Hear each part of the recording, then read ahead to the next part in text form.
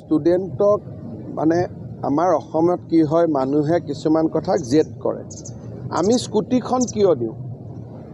আমি স্কুটিখন দিওঁ কলেজত যাবৰ কাৰণে। আৰু কোন কলেজত যাব যে 3 বছৰ তেওঁ কলেজত পঢ়িব। এটা তেওঁ যদি কোটাত কোচিং কৰি থাকে, এইখনটো আমি পুৰস্কাৰ হিচাপে নিদিওঁ, আমি কলেজত যোৱাৰ সুবিধাৰ কাৰণে দিওঁ। যদি তেওঁ কলেজতে নপঢ়ে, তেওঁক আমি স্কুটিখন কেনেকৈ দিব পাৰোঁ?